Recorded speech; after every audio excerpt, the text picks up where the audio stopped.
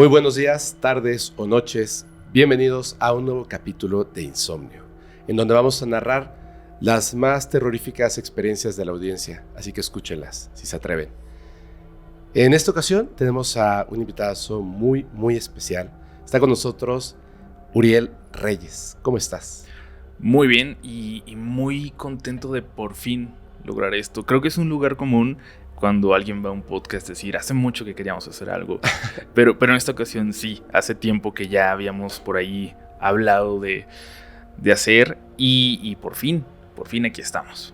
Oye, de verdad mucho gusto. Eres creo que eres el invitado más solicitado desde hace muchísimo tiempo. Te agradezco bastante que estés aquí y además creo que estamos en el formato correcto, ¿no? Sí, yo también lo creo. Creo que estamos en el formato correcto.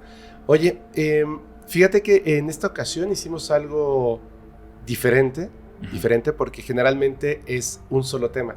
Entonces, la persona que me ayuda a la selección, a trabajar un poco los correos, lo que nos mandan, etcétera, Fermex, me dijo, es que, ¿qué tal si que sea de este tema? O que sea de cementerios, o que sea, y le dije, no sé, yo quisiera que fueran todos. Entonces decidimos hacer como que un multitema. Vamos a hablar de muchos temas sobrenaturales que a la gente ha experimentado y que nos llenan de terror. ¿Te parece si antes de comenzar, por lo que sea, nos dices cuáles son tus redes sociales, las formas, qué andas haciendo?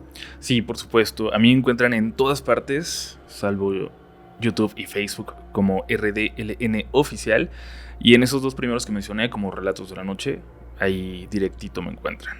Muy bien, muchísimas gracias. ¿Cómo es? ¿Quieres que empiece yo con la primera historia? Adelante. ¿Sí? Así tú tienes el cierre. Sí. Mira, esta primera historia a mí me llama muchísimo la atención. Se llama La Entrevista y nos la manda nuestro amigo Ramiro Rangel.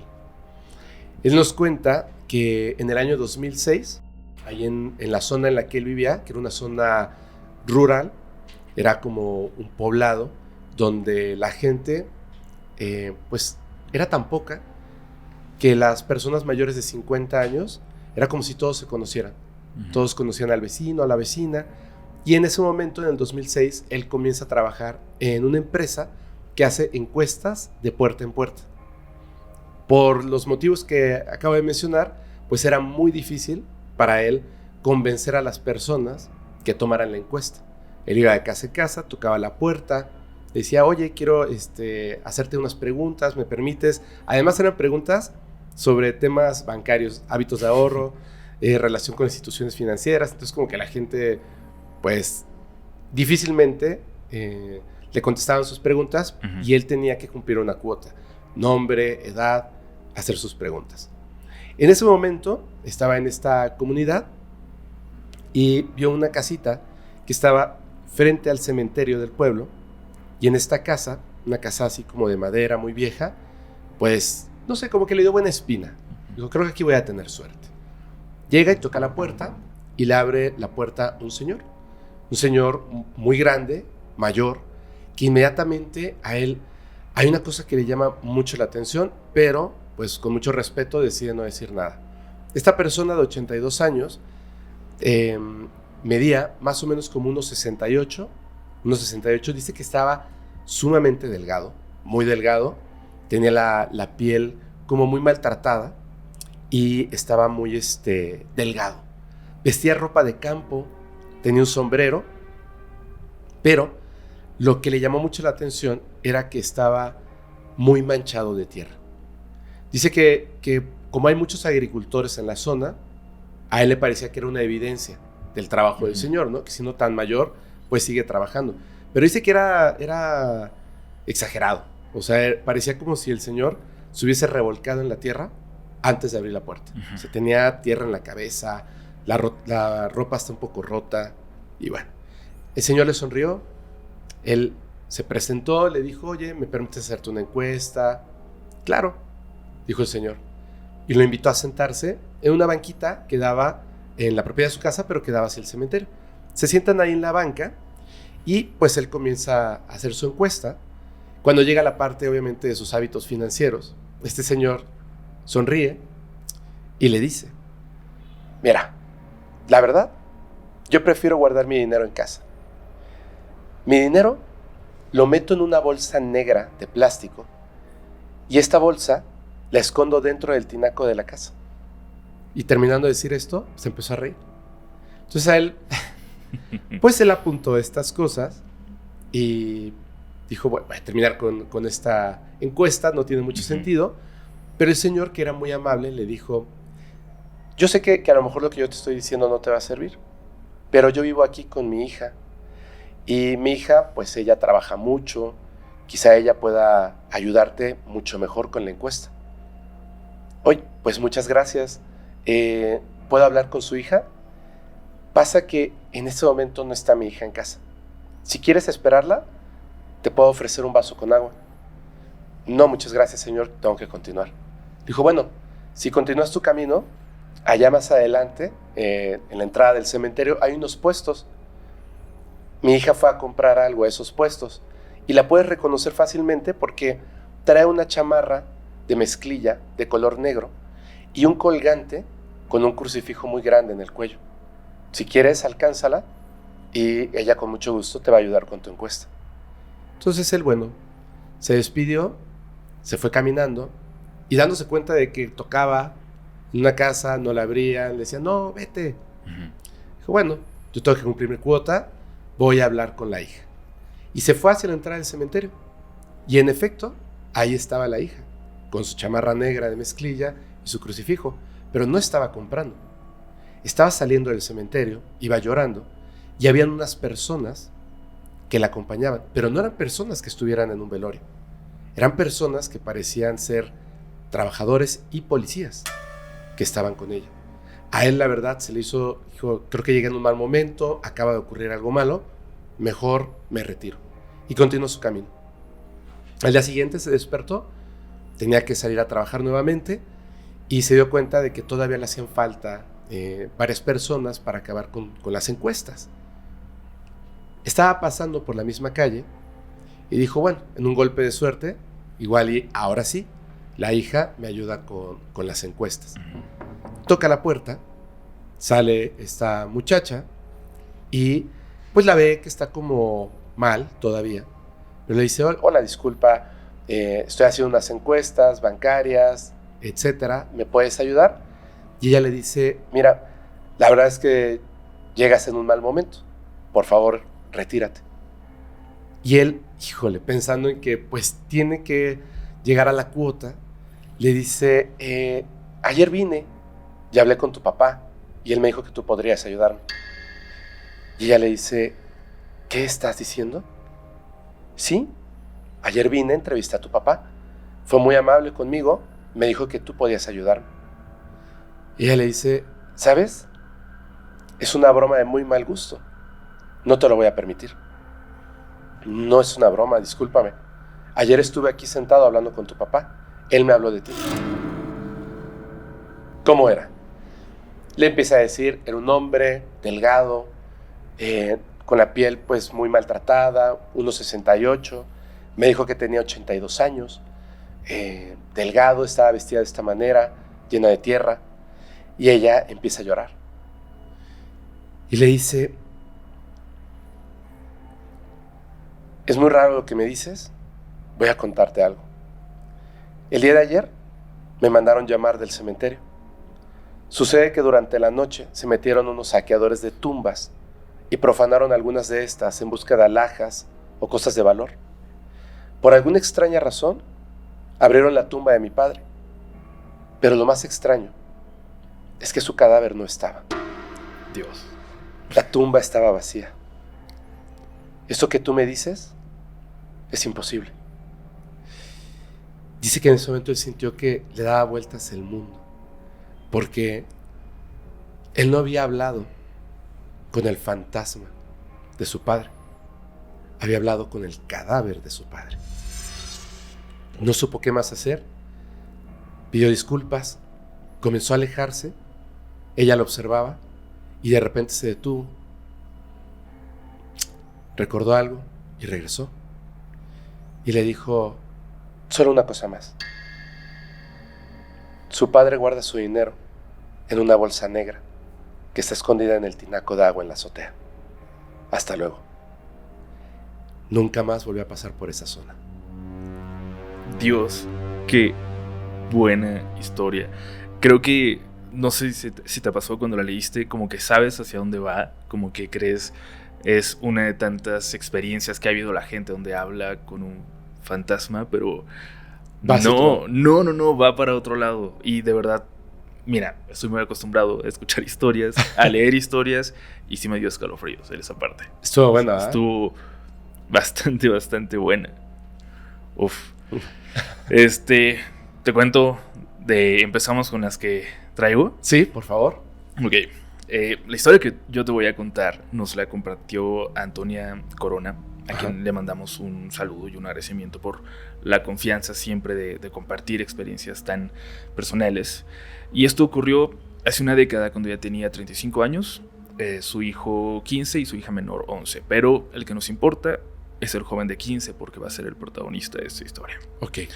Ella es una persona que siempre se dedicó a trabajar en seguridad privada, seguridad de empresas y todo lo relacionado con ese tipo de asuntos. Y la historia comienza un viernes, cuando había invitado a su casa a la mamá de un amigo de su hijo. Se conocían desde hace mucho porque ellos eran amigos desde la primaria, entonces eventualmente también entre ella y la mamá se hace un vínculo, se vuelven muy amigas. Y ese día los muchachos les preguntaron a las mamás, aprovechando que estaban juntas, si podían irse a acampar. Nunca lo habían hecho, así que era como la forma de vamos a aprovechar, vamos a convencerlas, tenemos amigos que ya lo han hecho. Y las intentaban convencer diciéndoles que iban a un lugar muy seguro, con vigilancia, con policía montada, que se llama La Cañada, a las afueras de la Ciudad de México. Les dijeron que habían investigado todo, que era muy seguro, que no iba a haber ningún problema. Y pues algo presionadas por estar ahí con los dos, deciden aceptar, ok, vayan a acampar por primera vez. Y Antonia tenía sus reservas, pero pues insistieron tanto que finalmente acceden. Y te digo, ellos decían que había mucha vigilancia, que no había delincuencia organizada por ahí, que era un lugar muy seguro. Entonces deciden que al día siguiente pueden ir a acampar los muchachos. Y va un grupo de jóvenes que se quedan de ver precisamente en la casa de Antonia. Ahí se reúnen ese sábado a las 7 de la mañana y llegan cargados de maletas, de mochilas, de casas de campaña.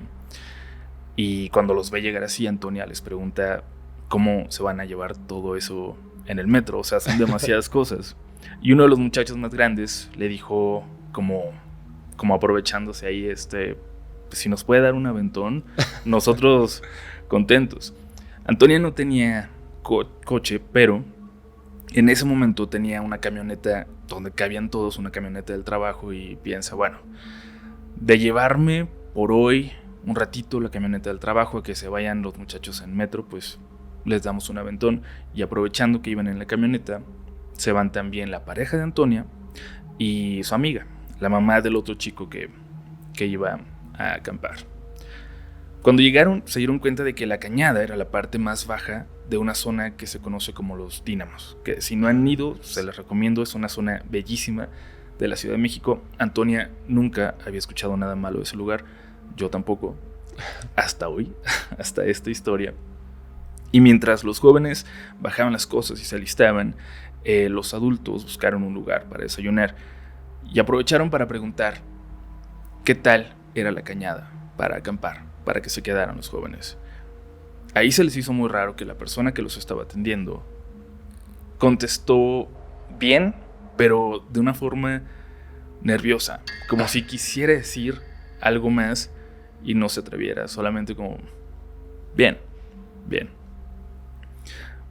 Evidentemente esto ya les pone en otro canal con algo de ansiedad.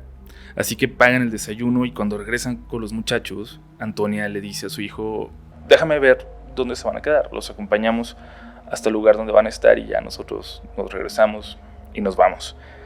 Comenzaron a subir una ladera y luego otra y pasaron un río que estaba cerca del camino. y van notando que había muchos hoyos de fogatas y muchas marcas de que era un lugar popular para acampar. Eso la empieza a calmar, porque sabe que es probable que haya gente acampando esa misma noche, y al menos durante el día todo se veía muy, muy bonito. Después de subir unos cientos de metros, los muchachos les enseñan el lugar donde ya habían decidido que se iban a quedar. Y ahí se dan cuenta de que los que iban, aunque tenían experiencia, algunos de los otros, nadie sabía realmente cómo montar el campamento, cómo armar las casas de campaña. Y pues los adultos, Antonia, su pareja, su amiga, se quedan otro rato a ayudar. Ya para cuando terminan de montar todas las casas, se había ido casi la mitad del día. Los muchachos estaban alrededor de una fogata que construyeron y Antonia y los adultos se quedan esperando un poco para descansar antes de bajar, y decidieron esperar un poco más, descansar antes de volver, porque pues ellos no iban acostumbrados, no estaban preparados para hacer ejercicio ese día, para montar todo un campamento. Y en eso los muchachos ya se había ido, te digo, la mitad del día. Deciden empezar a hacer de comer. Y pues los adultos se quedan. Vamos a aprovechar, vamos a comer antes de regresar. Y ahí pasa la primera cosa extraña de este viaje. Porque como atraídos por el olor de la comida, llegan 3 perritos, pero uno de ellos era particularmente extraño. Más que por su apariencia, por la forma de comportarse.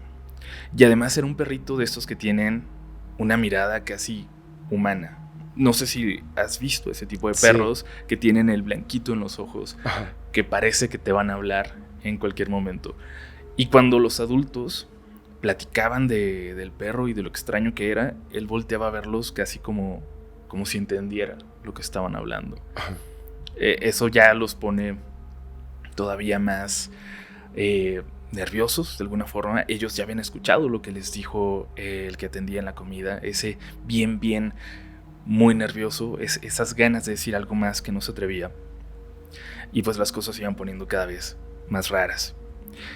Estaban platicando y Antonia empezó a mirar hacia el bosque y no podía dejar de hacerlo. Empezaba a atardecer y cada vez se ponía más oscuro, y ella como que tenía la mirada perdida en ese negro del bosque que cada vez se iba haciendo más intenso, hasta que de repente ve una luz que empieza a bajar como de la montaña, y intenta encontrarle una explicación, como todos haríamos al ver algo así, pero la luz empieza a zigzaguear.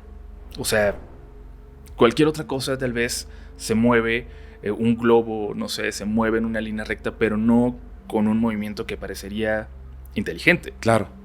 Se va moviendo entre los árboles y hasta, dice Antonia, parecía que iba como escondiéndose por momentos, como para acercarse. Ella le avisa a su amiga, y en cuanto ella voltea, ya no estaba la luz. Realmente como si hubiera venido algo y al verlo se escondiera. O sea, como no quiero que nadie más me vea. Los demás estaban en sus cosas, completamente ensimismados en disfrutar, ¿no?, de la primera vez que acampaban. Pero Antonia ya no podía sacarse de la cabeza que había algo muy extraño cerca, y cada vez más cerca. Si esta luz significaba algo. A los pocos minutos se da cuenta que la luz está otra vez ahí, pero ya era mucho más clara. Dice que se veía como una bola de luz, como algo que no era natural, casi como si alguien viniera acercando una bola. ¿Lámpara? Ajá, pero como en forma de bola, como si llevara una luz con él. O sea, y a ella le parece algo completamente raro y diferente a lo que acaba de ver. Cuando lo ve tan claro y tan cerca, les pide a todos que volteen en ese momento. Y cuando su amiga voltea, grita, pero no estaba gritando por la luz. Le señala a otro lugar que estaba en otra dirección. Y cuando Antonia ve hacia donde le estaban señalando, se da cuenta que había una especie de figura de negro, muy humana, pero solo la silueta, a unos pasos de ellos, asomándose de detrás de un árbol. Y lo peor es que se dan cuenta de que no es solamente una figura, sino que hay varias prácticamente rodeándolos. Llegaron a contar 8 entre los árboles y 6 más entre las casas de campaña, o sea, ya dentro del campamento. Y dicen que se movían de una forma extraña, que corrían como de un árbol a otro, casi como en una especie de danza macabra alrededor del campamento. Evidentemente en ese momento lo que dicen es: al diablo con esto, al diablo levantar el campamento, hay que salir de aquí. Y salen todos corriendo, tratando de llegar de vuelta a la entrada, hacia la cañada, a donde habían dejado la camioneta. Pero por el miedo todos empiezan a correr en direcciones diferentes, todos hacia allá, pero unos por el sendero, otros entre los árboles. O sea, creo que como reaccionaríamos en un momento de tanto terror. Claro. Y después de un rato de seguir la misma dirección, por fin llegan hasta la entrada de la reserva, pero se da cuenta Antonia de que faltan 2 de los chicos. 2 no llegaron. Los adultos ahí deciden que los muchachos se queden, que se suban a la camioneta, que se encierran ahí, y ellos ni modo regresar. Y creo que eso es también bastante entendible. Eso es lo que ellos hubieran esperado que hicieran otros adultos si los que hubieran faltado fueran sus hijos. Claro. Entonces, ni modo. Además, creo que ahí cabe señalar un detalle que no estaba en la historia, pero que yo conozco. En la entrada a los dínamos ya no hay señal de teléfono. Entonces, creo que era muy claro que Antonia no podía dejarlos ahí, nada dejarlos ni pedir ayuda. Uh-huh. O sea, era o regresar o esperar mucho tiempo, llegar hasta a la zona poblada, varios kilómetros abajo, y entonces pedir ayuda. Y creo que en ese momento no era opción. Toman una lamparita de la camioneta y con esa lamparita como arma nada más se sumergen de nuevo en la oscuridad con la intención de encontrar a los muchachos que faltaban. Después de buscar por un buen rato, ven a lo lejos la luz de una fogata que no era la que ellos habían prendido. Ellos ya habían pasado por el lugar donde habían acampado. Su campamento estaba vacío, como ellos lo habían dejado. Y esto era en una zona algo retirada, o sea, a donde habían llegado a buscar. Se acercan a la luz de la fogata con mucha cautela. Ahora ellos eran los que iban escondiéndose detrás de los árboles hasta llegar ahí. Y lo que vieron fue como salido de una película de terror. Y me lo imagino también. Me da algo de escalofrío contarlo, pero vieron personas con capuchas alrededor de una fogata en una especie de ritual. Yo creo que en cualquier contexto encontrarte con algo así debe ser una experiencia terrible. Sí. Y luego ven que cada uno de estos de estas figuras, de estas personas que estaban alrededor de la fogata, empiezan a pasar al centro y al parecer se cortaban como con un cuchillo y apretaban como si dejaran caer gotas de sangre uh-huh. en la fogata. Y los demás seguían cantando una especie de cántico religioso que Antonia no entendía, no era en español.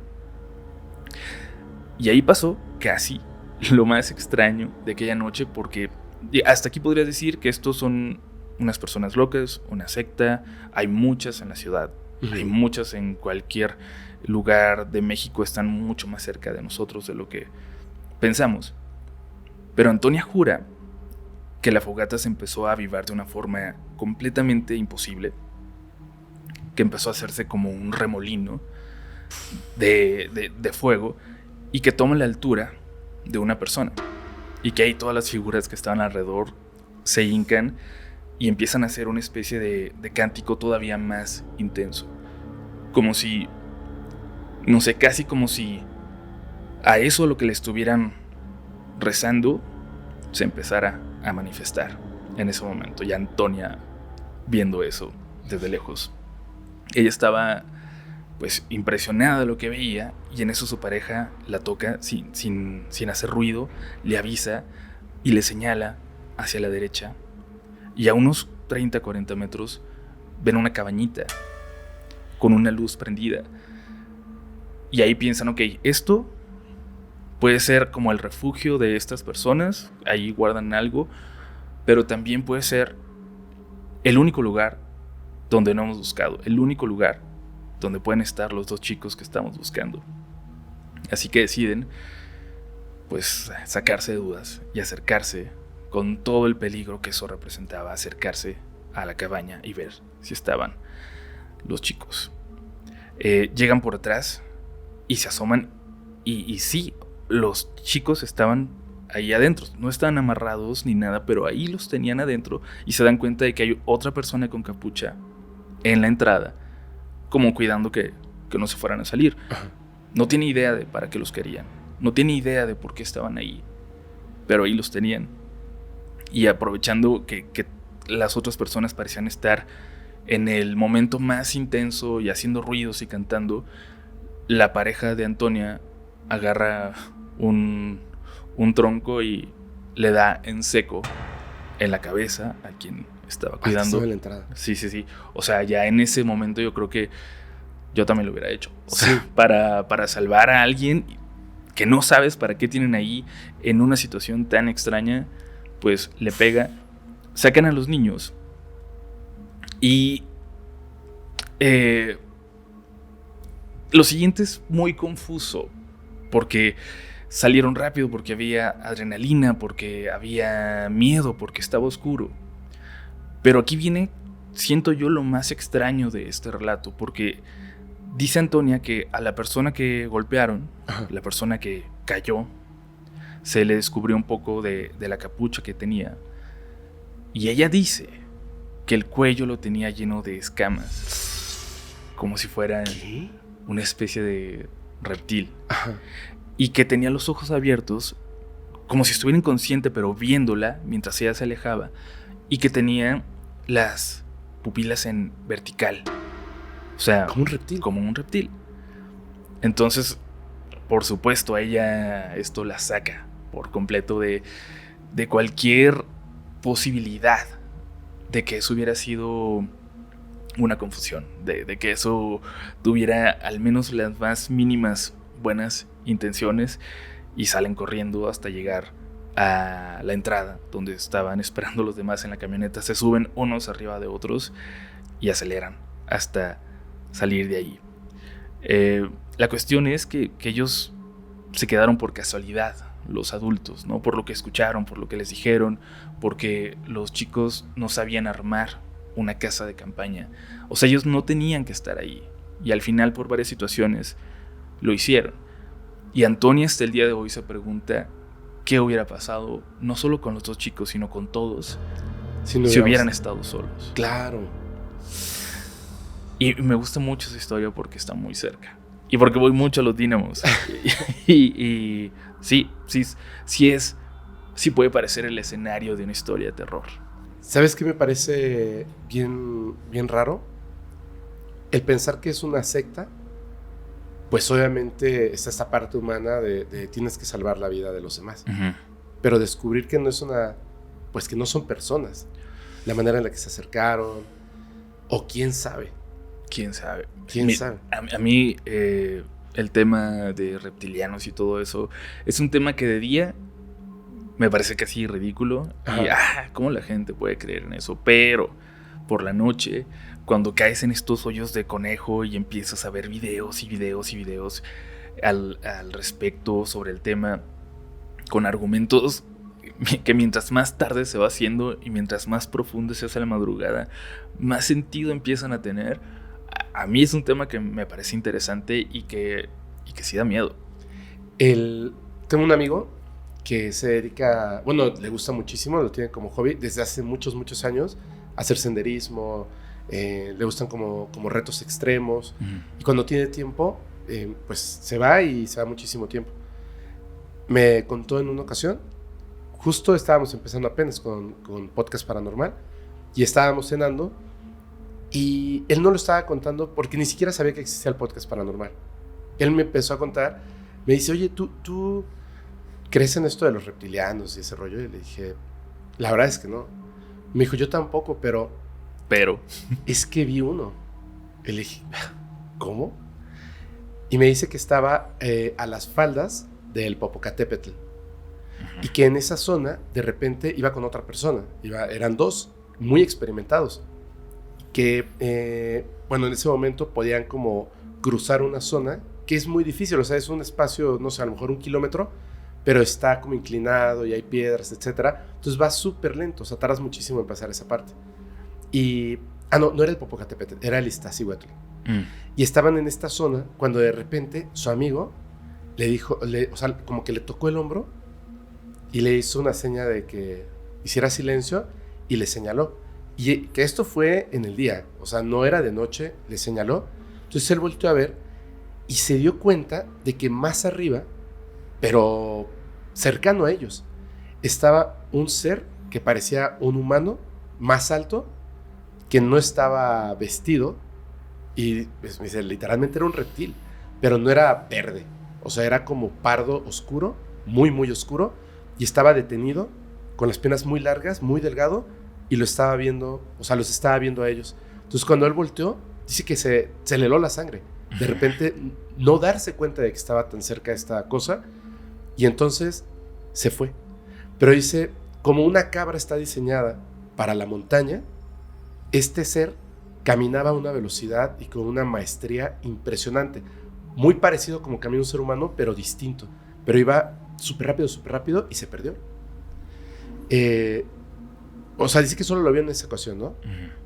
Pero hay otras personas que se dedican a lo mismo, que me han contado cosas muy similares. En cuevas y en las faldas de las montañas, me dicen literalmente que han visto humanoides, pero reptiles.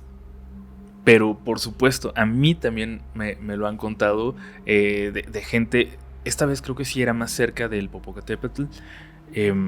Pero sí, incluso lo que a mí me contaron es que vieron como a un grupo de seres que parecían humanos, pero era muy extraño y iban caminando en la madrugada en una zona donde se supone que ya no había permiso para estar. De hecho, las personas que me lo cuentan me explican que ellos pues violan este límite que existe, sobre todo cuando hay más actividad, pero lo hacen por llegar a lugares como más bonitos, ¿no? Y que ellos ya conocen. Igual yo no recomendaría que nadie desobedeciera esos límites que se ponen por una razón, pero ellos lo hacen.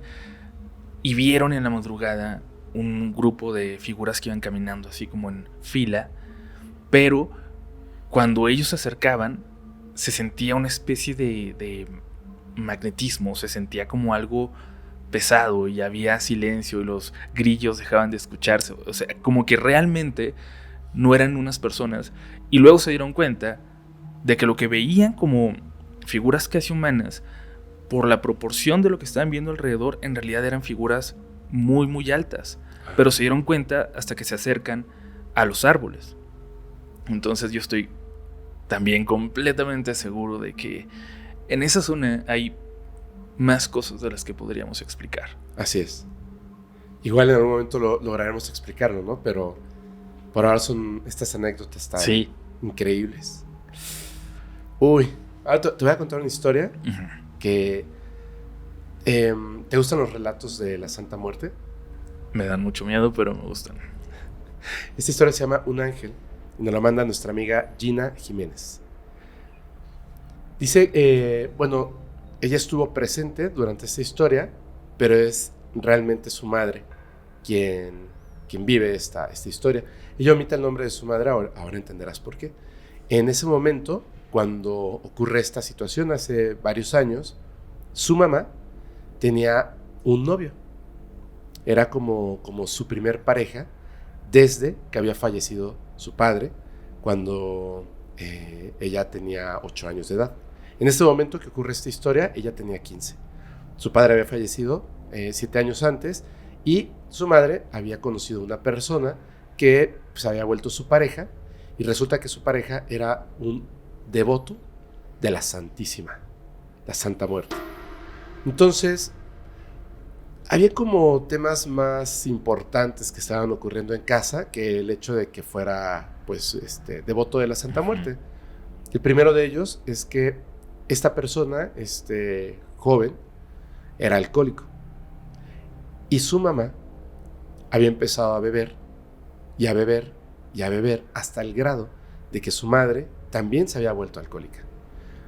Este novio se va a vivir con ellas y entre las cosas que llevaba, su ropa y más, instala un pequeño santuario para la Santa Muerte en la habitación donde dormía con su madre. Ahí en una esquina lo coloca, dice que no era muy grande, pero sí era muy vistoso. Tenía cuadros, tenía la clásica estatua grande, la figura. Y esta persona le hablaba con más cariño a la Santa Muerte que a su madre, a su novia. A la Santa Muerte se refería a ella como si fuera su esposa, mi querida, mi bonita. Le regalaba manzanas, cigarros, dinero, le hacía ofrendas. Al despertar lo primero que hacía era saludarla, hablaba con ella. Y pues bueno, la mamá, contenta con tener ahí al nuevo novio, simplemente respetaba sus creencias y ella, teniendo 15 años, pues también, ¿no? Ella simplemente no se metía en este asunto. Lo que sí, dice que a veces cuando ella estaba sola en casa y la puerta de su mamá se había quedado abierta, pues le daba así como que tantito miedo. Entonces iba y cerraba la puerta, ¿no? Ella está súper así. Dice que un día estaban los dos tomando, su mamá y este chico, el novio, estaban tomando, pero empezaron a tomar demasiado y en un momento comenzaron a discutir. O sea, de estar muy bien y cantando, riendo, de repente comenzaron a discutir. Y esa discusión comenzó a escalar y obviamente con el alcohol pues se volvió más grande y más grande. Y en un momento la mamá pierde totalmente el control, entra a la habitación y agarra la estatua de la Santa Muerte, la tira al suelo. Dios.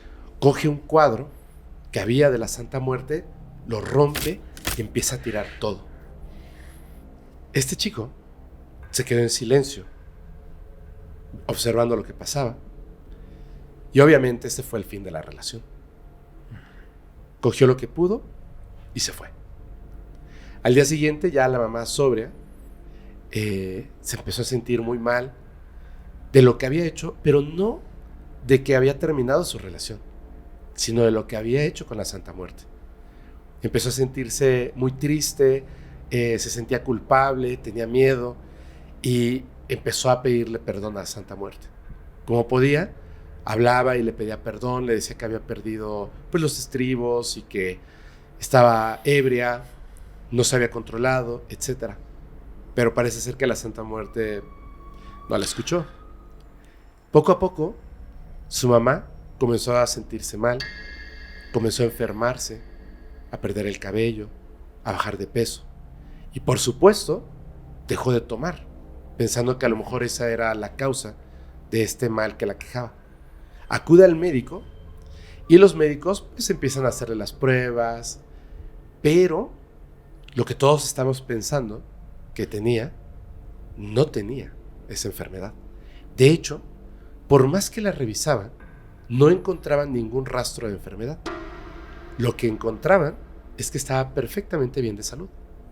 No entendían cómo era posible que la persona estuviera bajando de peso, estuviera perdiendo el cabello, se estuviera demacrando, pero estaba saludable. Entonces, la señora empieza a ponerse muy mal, está muy asustada, y su mamá, que era una persona pues muy creyente, muy católica, tenía una amiga que era más bien como de la brujería, de la magia, y le dice, pues yo he estado pidiéndole a Dios por mi hija, pero no sé, no está funcionando. Y esta amiga le dice, yo conozco a un brujo muy bueno que le va a quitar el mal a tu hija. Vamos a llevarla. Y no se diga más, se van las tres señoras a ver a este brujo, y este brujo inmediatamente cuando la observa se da cuenta de que ahí hubo algo malo y que tiene que ver con la Santa Muerte. Entonces empieza a hablar con la mamá, empieza a hablar con la señora, hace lo que tenga que hacer hasta que entiende cuál es el mal que tiene. Y Ella dice que en casa estaba esperando que regresara su mamá, tardaron muchas horas y cuando por fin regresó, su mamá estaba llore y llore y llore, estaba muy triste. La mamá pues no paraba de llorar y se encerró en su cuarto y su abuela le dijo: tu mamá está muy mal. El Señor nos dijo que la Santa Muerte quiere llevársela. Se enfadó con ella por lo que pasó con su pareja y por lo que le hizo al altar. Pero hay un ángel que está con ella y por eso ella sigue aquí. Pero para ayudarla y ayudar a ese ángel que la protege, tenemos que hacer algo más. Compraron un montón de velas, hierbas, canela y varias cosas que este brujo les había pedido para empezar a trabajar. Compraron estas cosas y volvieron así con este brujo. Estuvieron yendo durante todos los días varias semanas. Cada vez que iban tardaban 4 horas o más. Dice que eran unos rituales muy largos, muy complejos, muy difíciles. Ella estaba totalmente escéptica de esto. Pero conforme su mamá iba con este brujo, ella iba recobrando la fuerza, su color, le estaba creciendo el cabello nuevamente, empezó a subir de peso, ya no se veía enferma. Al final, un día, el Señor termina sus rituales y sus ofrendas y le dice que ya todo está bien, que ha recobrado la tranquilidad y que este ángel había intercedido para poder ayudarla. El trabajo que él había hecho, de hecho, no fue en contra de la Santa Muerte, sino en favor de este ángel, que había sido realmente este ángel, el que había luchado por ella y el que la había salvado. Ella obviamente le parecía muy extraño, se sentía bien, pero un ángel, o sea, ¿cómo entra en esta ecuación un ángel? Le dijo, ¿qué es ese ángel? ¿Es que es una entidad? ¿Qué es? El brujo no le supo explicar muy bien porque tampoco entendía muy bien. Ángel era la palabra que había utilizado. Le dijo, mira, no sé qué sea, pero te puedo decir cómo es, porque yo puedo verlo. Está junto a ti en este momento. Es una persona, es un varón, alto, de tez blanca, tiene la barba muy cerrada y viste con un traje azul y una camisa blanca. En ese momento, ella comenzó a llorar muy fuerte. Estaba describiendo a su esposo fallecido. El traje azul y la camisa blanca fue lo que vestía cuando fue enterrado. La mamá llegó a su casa, le contó a ella lo que había pasado, estaba llorando, estaba feliz, pero al mismo tiempo estaba llorando, porque pues al final su esposo la había protegido de la Santa Muerte y de este novio alcohólico. Pero algo más extraño pasó ese día cuando la mamá llegó. Todas las puertas de las habitaciones de la casa estaban abiertas, porque nuestra amiga que nos manda esta historia dice que un momento antes de que llegara su mamá, comenzó a sentir un olor y comenzó a buscar ese olor en la casa. Se dio cuenta de que el olor estaba presente en todas las habitaciones. Era el olor del perfume de su papá. Uf, qué fuerte. Sí, qué fuerte. Qué fuerte, pero creo que ese tipo de historias donde la gente que ya no está con nosotros en este plano sigue estando muy cercana y sigue siendo casi un ángel para nosotros, son comunes. Todos tenemos una historia cercana donde de algo, de alguna cosa, algo que no podemos explicar, prácticamente nos salvó. Así es. Entonces, es muy fuerte y además, como muchos temas de los que me vayas a hablar, yo te voy a decir, me da miedo. La Santa Muerte me da mucho miedo, pero además es un respeto profundo que le tengo. De entre todo lo escéptico que puedo ser,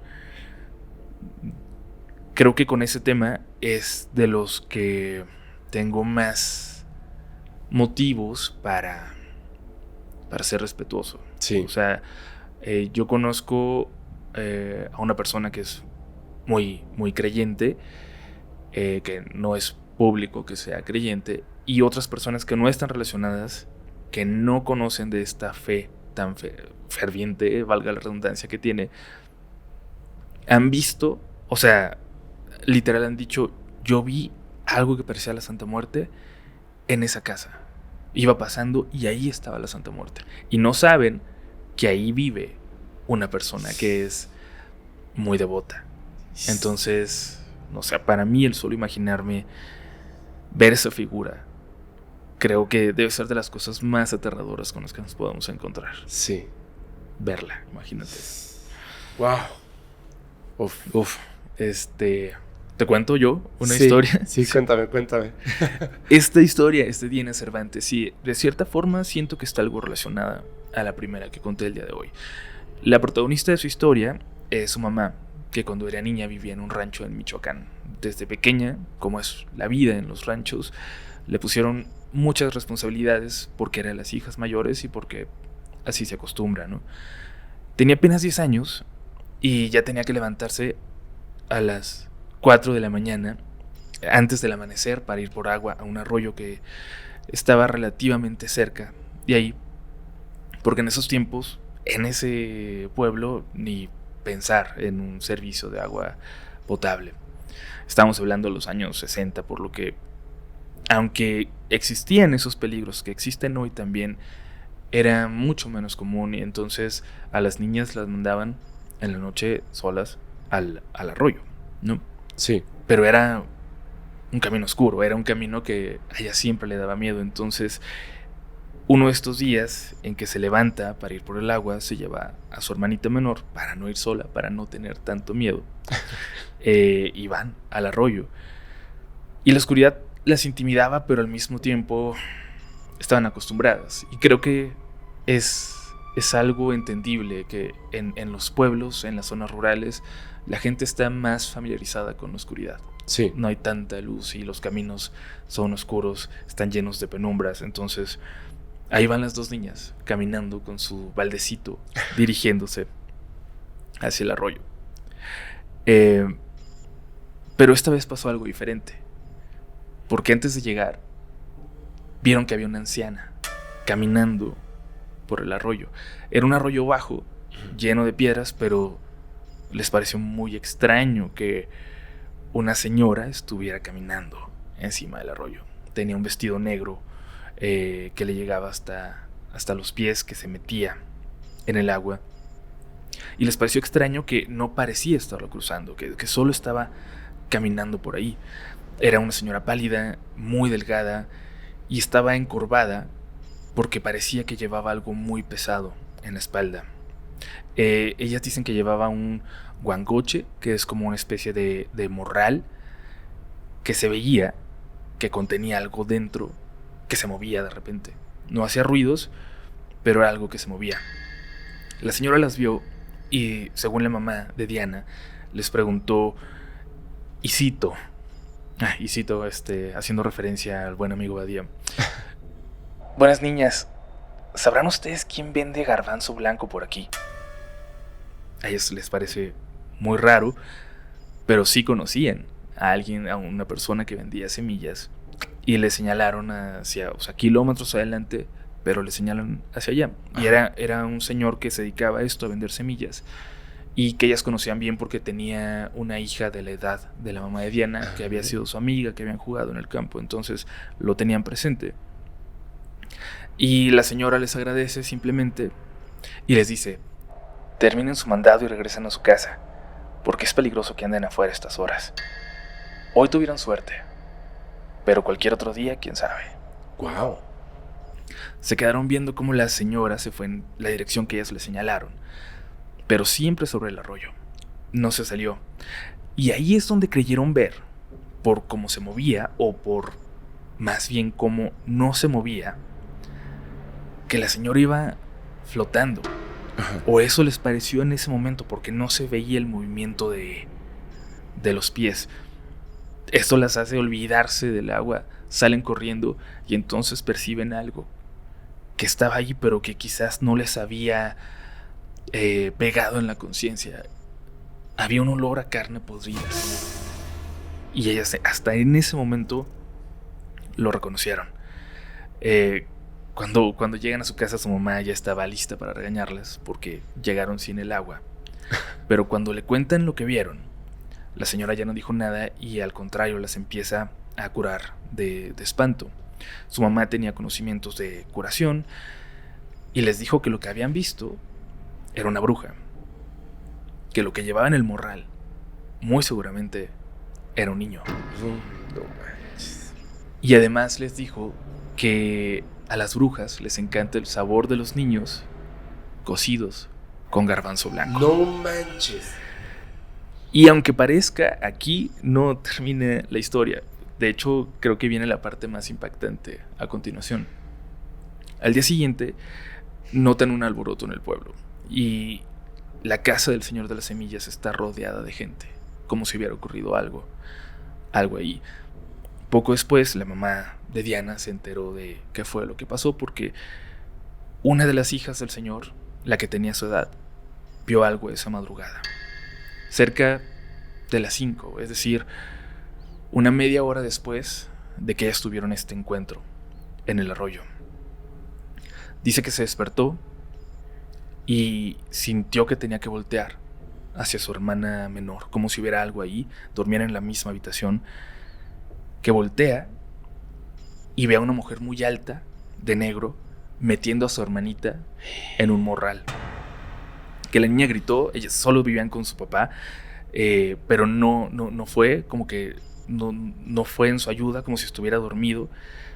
Y la mujer, en lugar de inmutarse o de correr por el grito de la niña, la ve y se empieza a reír. Y termina de meter a su hermanita en el morral. Lo peor es que dice que alcanzó a ver que dentro del morral llevaba garbanzo blanco. Cuando por fin sale del shock de, imagínate ver a una cosa así en tu cuarto al despertar, sale corriendo en busca de su papá y lo que vio fue tan horrible como lo que había visto en su cuarto. Su papá estaba sentado en el silloncito de la sala donde se quedaba dormido, pero tenía los ojos abiertos. Y creo que lo mejor hubiera sido encontrarlo simplemente muerto, porque lo estaba. Pero las condiciones en las que estaban eran las que la traumaron para siempre. Estaba sentado, pero sin vida, viejo, como si hubiera envejecido 20 años en esa noche, como si le hubieran chupado toda la vida, toda la esencia esa noche. Después familiares de otro pueblo pasaron por ella, se la llevaron. Su papá murió, lo enterraron y de su hermanita nunca volvieron a saber nada. Dice Diana que desde entonces ni su mamá ni su hermanita volvieron a ir solas al arroyo, y con toda razón. Y que incluso hoy en día, aunque hace mucho que el arroyo ya se secó, si te acercas a donde corría, todavía se pueden escuchar a lo lejos lamentos de niños. Diana misma dice haberlos escuchado en alguna visita a sus familiares que siguen viviendo en esa zona. Y aunque hace mucho que nadie la ha visto, en el pueblo se sigue contando la leyenda de esta mujer y la llaman la bruja del arroyo. ¡Wow!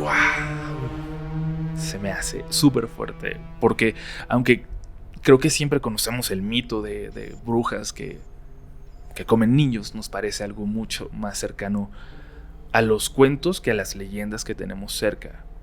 Entonces toparte con una historia así, donde alguien te dice, yo me topé con una señora que llevaba prácticamente un niño en un morral, me parece súper fuerte. Creo que esta es de los últimos capítulos, esta es la historia que más miedo me ha dado. A mí también me dan mucho miedo las brujas. Te digo que me da miedo todo, pero... ¿Sabes qué? Me da miedo estas entidades que quieren a los niños. Sí, total. Me dan mucho miedo.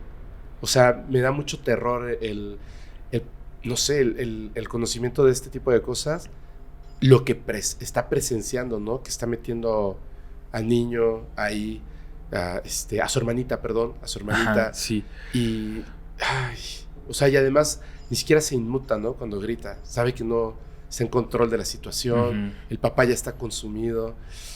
¡Qué barbaridad! Sí, y ahí cabe la pena preguntarnos por qué no se llevó a las niñas que se encuentra primero. O sea, que ellas fueron de alguna forma amables con ella, le dicen hacia dónde está lo que ella está buscando, pero ¿por qué no se las llevó? También eso me parece una pregunta que se queda ahí y ese tipo de círculos que no se cierran en una historia de terror me parece que le dan misterio, que le dan carnita, que la hacen interesante, cuando te quedas pensando por qué algo sucedió como sucedió. Lo haces muy interesante. Sí. Muy interesante. ¡Wow! ¡Qué historia! ¿Eh? Y lo del garbanzo nunca lo había escuchado. Yo tampoco. Nunca, pero está bárbaro, ¿eh? ¡Wow! ¡Qué gran historia! Oye, te voy a contar una historia. Esta siguiente historia se llama Las 3 oraciones. Nos la manda nuestro amigo Alejandro. Hablando de la Santa Muerte. Mira. Uf. Dice que esto le ocurrió hace un par de años, en el 2020 o 2021, cuando se había mudado, se fue a vivir solo, se fue a un pequeño departamento. Dice que al principio todo estaba bien, habían muchos cambios que habían ocurrido en su vida. El principal y más grande, pues era que se había ido a vivir solo. Había tenido algunas relaciones y en ese momento estaba soltero. Cuando llega a este lugar, le pareció como que bonito, acogedor, pero desde la primera noche comenzó a tener problemas. Dice que él simplemente pues veía y notaba todo normal, se acostaba a dormir, pero por alguna razón exactamente a las 3 de la mañana despertaba porque había un ruido como en la cabecera de la cama, como si alguien estuviera golpeando. Entonces él se despertaba, escuchaba este ruido y se daba cuenta de que además del golpe había un grito de una mujer. Pero este grito no provenía de algún lugar de la casa. El grito estaba en su cabeza y era un grito potente. Entonces obviamente esto a él lo ponía intranquilo y le costaba dormir. Dice que generalmente despertaba diario a las 3 de la mañana y él trataba de calmarse, de pensar que esto pues, era una alucinación, que el sonido probablemente era algo de la casa, del departamento, de arriba, de abajo, algo, y lograba conciliar el sueño hasta las 5 o 6 de la mañana. Dice que ese grito de esta mujer era un grito como de mucha desesperación, de dolor. Entonces él empezó a pensar que quizá había algo en esa casa. No pensó en esquizofrenia, dice, en ese momento, porque simplemente no se consideraba una persona que en algún momento hubiese experimentado algo que pudiera relacionarse a la salud mental y tampoco algo que pudiera relacionarse a los fenómenos paranormales. Simplemente estaba como que más allá que de tratar de descubrir qué era, quería que se detuviera.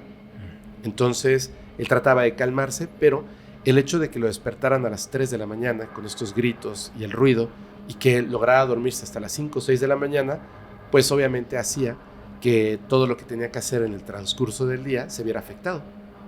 Con el tiempo comenzó a tener problemas de salud, comenzó a bajar de peso, sus defensas comenzaron a bajar y además llegaba tarde al trabajo y lo perdió.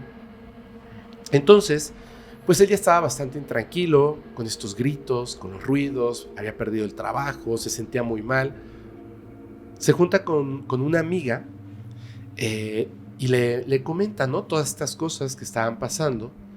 Y ella le dice, mira, yo conozco a una mujer que yo creo que puede ayudarte. Esta mujer es una persona que se dedica al culto a la Santa Muerte y a la brujería, pero es una buena persona. Vamos a verla y yo creo que ella va a poder ayudarte. Entonces dice, pues obviamente con todo lo que estaba pasando, cualquier opción era buena. Y acude con su amiga y la hermana de su amiga, acuden a la casa de esta señora.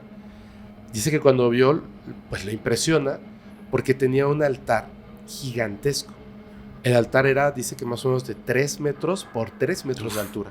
O sea, era una cosa, era lo primero que veías al entrar a la casa. Enorme, sí. Grandísimo. Esta señora, cuando lo vio, le hizo una seña y le dijo, ven, pasa, no tengas miedo, pasa. Llegaron, estuvo ahí, él se sentó frente a ella, le dijo pues a la amiga y a la hermana que si por favor podían retirarse, necesitaba estar a solas con él. Ellas le dijeron, bueno, luego nos vemos, vas a estar bien, no te preocupes. Se fueron y a partir de ese momento en que se quedan solos, él comenta que ocurre un suceso muy extraño. Él no tenía conocimiento, pues, bueno, o sea, digamos, de la Santa Muerte. Solamente sabía que existía un culto a la Santa Muerte y listo, ¿no? Que era un esqueleto con una túnica. Pero más allá de eso, no sabía nada. Entonces, él estaba sentado y esta mujer estaba como pensando, lo observaba y de repente él sintió que su amiga no se había ido. Sintió que estaba ahí a su izquierda. Entonces volteó y sintió que la sangre se le fue a los pies. Porque dice que había una bruma negra, como si algo estuviera y no estuviera al mismo tiempo ahí, pero era oscura, muy alta, de más de 2 metros, como una persona con una túnica. Diablos. Pero tenía algo en la mano, algo que él no reconoció. Y volteó hacia la mujer y le dijo, ¿qué viste? Dice, pues vi esto, algo negro con una túnica que tenía como un báculo en la mano. Dijo, no, hay que aprender a respetar, no es un báculo. Lo que tú viste es la Santa Muerte. Ella está aquí y vamos a preguntarle. Entonces empieza a hacerle una lectura y todo lo que comienza a ver esta mujer, que no era como una lectura de cartas clásica, era como que ella lo leía, le pide que baraje las cartas, que las impregne con su energía y luego ella comienza a sacar cartas, observarlo y dice que de repente se detiene y le dice, vas a barajarlas 3 veces más y vas a repetir esto que te voy a decir. Él dice que no quiere volver a repetir nunca esas palabras, pero lo hizo. Acto seguido, esta mujer tira las cartas y le dice, tienes un problema, te están trabajando con el ánima inquieta. Esto lo que va a hacer es que no puedas dormir. No te va a dejar estar tranquilo. Te quieren volver loco hasta que decidas quitarte la vida. Él se quedó sorprendido porque no habían preguntas. Ella decía. Y él pensó, es que yo no tengo enemigos. Es ridículo lo que me estás diciendo. O sea, ¿por qué alguien querría hacerme daño a mí? Entonces ella se le queda viendo y le dice, pregunta. ¿Quieres saber? Pregunta. ¿Quién está detrás de esto? ¿Quién me quiere hacer daño? Y la mujer, sin titubear, comenzó a describirle a una persona. Le dijo que era una mujer, le dijo cómo era su aspecto, cómo se vestía, cómo era su cabello, todo lo que ella podía ver. Y él se dio cuenta de que estaba hablando de una mujer que él conocía, la mamá de su ex-suegra. Él se quedó como pensando, pero siempre fue una persona bien linda conmigo. O sea, ¿por qué lo haría? Pregunta. ¿Por qué esta persona querría hacerme daño? Él le dice, mira, esta mujer nunca había visto a su hija sufriendo tanto. La había visto tan enamorada de ti y ahora ella no deja de llorar. Ella está muy mal. Y esta mujer en su desesperación hizo algo.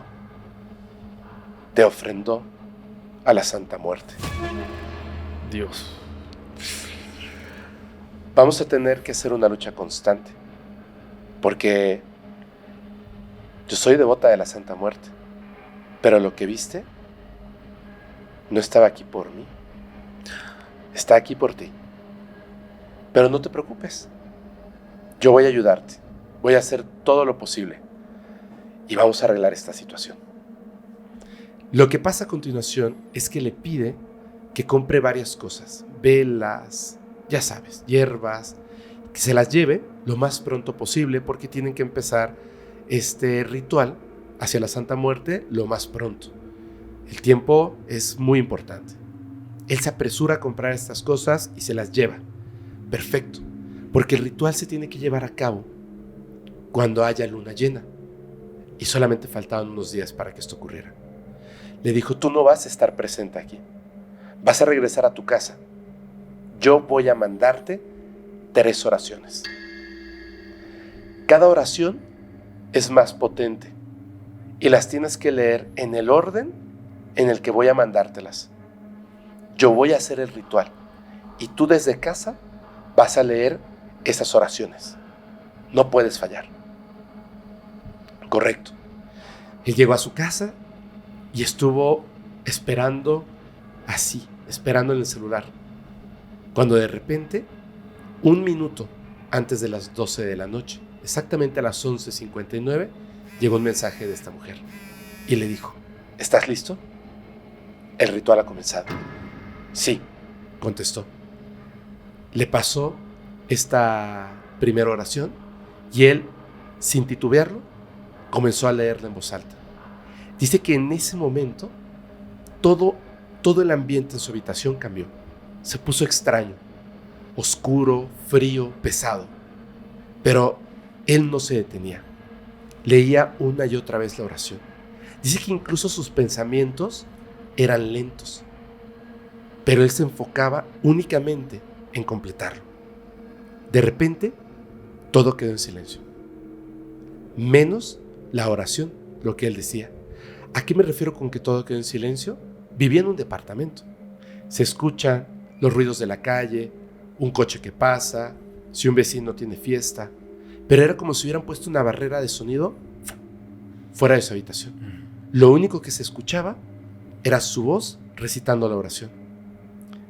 Le mandan entonces la segunda oración y él comienza a leer esta segunda oración. Está en voz alta y el silencio se ve interrumpido por el gruñido de un perro dentro de la habitación. Él escucha al perro que está gruñendo como a punto de atacar. Observa a su alrededor, no hay nada, solamente el gruñido. Pero él continúa. Llega a la tercera oración. Comienza a leerla y en ese momento ya no se escucha el perro, nada. Solo él recitando. Le llega un mensaje. Hemos terminado.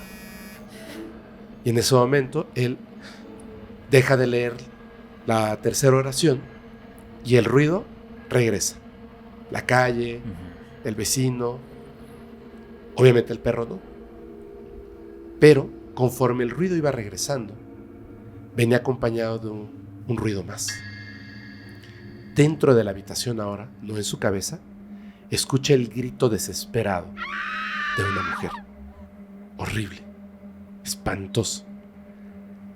Peor que lo que había estado escuchando antes en su cabeza. Y ese grito de dolor intenso se apagó con un quejido. Él dijo, supongo que es el daño que se ha consumido y yo ya no voy a tener problemas. Le manda un mensaje a esta señora, la bruja, y le dice, no te preocupes, ya todo va a estar bien.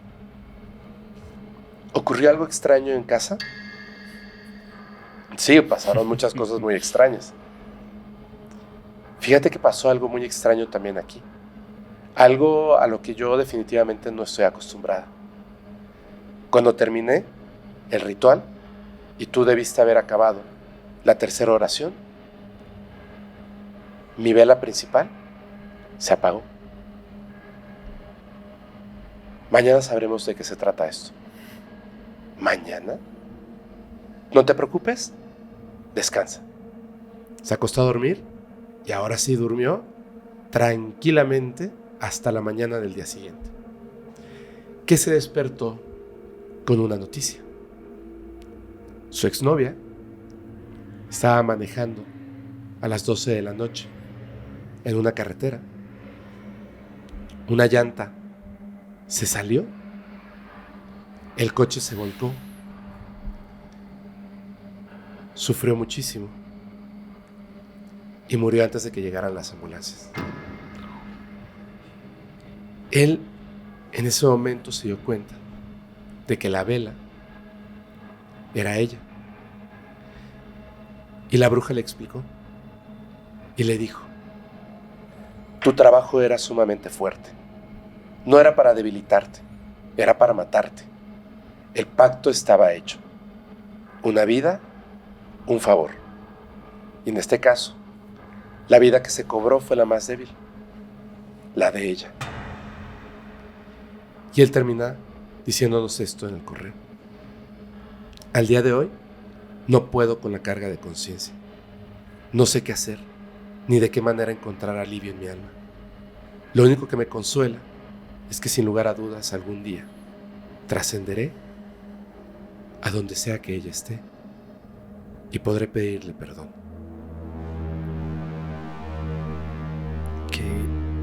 Qué intensa. Qué bárbaro, qué buena historia.